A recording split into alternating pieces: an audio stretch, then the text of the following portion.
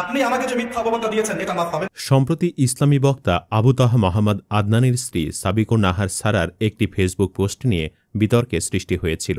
এই বিষয়টি নিয়ে কয়েকদিন নীরব থাকার পর আবু তাহা মোহাম্মদ আদনান তার ভেরিফাইড ফেসবুক পেজে একটি দীর্ঘ পোস্টের মাধ্যমে বিতর্কের বিস্তারিত ব্যাখ্যা দিয়েছেন। তবে ব্যাখ্যা দিতে গিয়েও আরও বিতর্ক উস্কে দিয়েছেন তিনি। পোস্টে তিনি মন্তব্য করেছেন, 5 বছরের সংসার জীবনে অনেকবার আঘাতপ্রাপ্ত হয়েছেন, কখনো সংসার ভেঙেও দিতে চেয়েছেন। আর নতুন করে সম্পর্কে জড়ালে সেটা প্রেম পরকীয়া হবে না, সরাসরি বিয়ে করবেন বলেও জানিয়েছেন।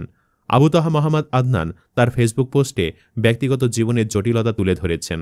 তিনি লিখেছেন যে গত 4 বছরের সংসার জীবনে তিনি অনেক কষ্ট ও ভুল বোঝাবুঝির শিকার হয়েছেন। এমনও সময় এসেছে যখন তারা একে অপরকে ছেড়ে দেওয়ার কথা ভেবেছেন, এমনকি তিনি একাধিক বিয়ে করার কথাও চিন্তা করেছিলেন।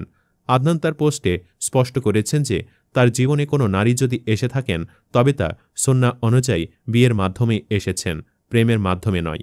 তিনি জোর দিয়ে বলেন, আমার কোনো কিছুই হারাম ছিল না।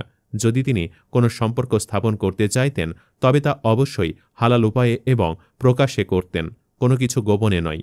তিনি তার স্ত্রী সাবিকুন নাহার সারার উদ্দেশ্যে আরও লিখেন, তুমি জানো আমি শুধু বিয়েতেই বিশ্বাসী। আমি করলে জানিয়ে করতাম, গোপনে কিছুই করতাম না। আর তোমার অনুমতি ছাড়া অন্য কাউকে বিয়ে করিনি বা করতে চাইনি। এখানেও সমালোচকরা বেশ কিছু ভুল ধরেছেন। তারা বলছেন, আপনার স্ত্রী ঘরের কথা বাহিরে আনবেন, আপনিও সংসার জীবনের নানান অশান্তি ফেসবুকে তুলে ধরবেন, অথচ লোকে কিছু বললেই হাদিসের কথা শোনাবেন। এটা তো ঠিক নয়। হাদিস তো আপনারা নিজেরাই মানছেন না।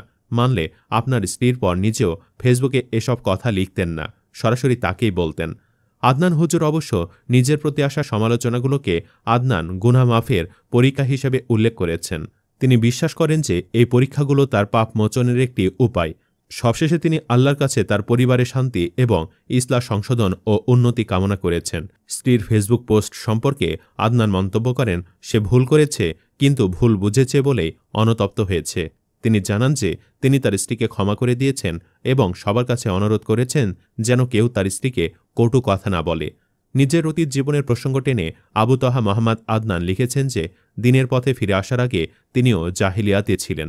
সেই সময় তিনি সঙ্গীত, খেলাধুলা এবং ব্যান্ডের মতো বিভিন্ন কাজের সাথে যুক্ত ছিলেন। তবে এখন তার জীবনের একমাত্র লক্ষ্য হল আল্লাহর সন্তুষ্টি অর্জন।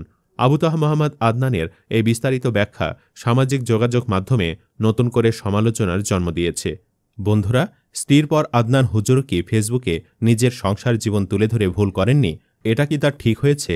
বিশেষ করে সংসারে অশান্তি, ছাড়াছাড়ির ভাবনা ও নতুন বিয়ের খবর কমেন্টে জানাতে পারেন যার যেমন ভাবনা। ধন্যবাদ।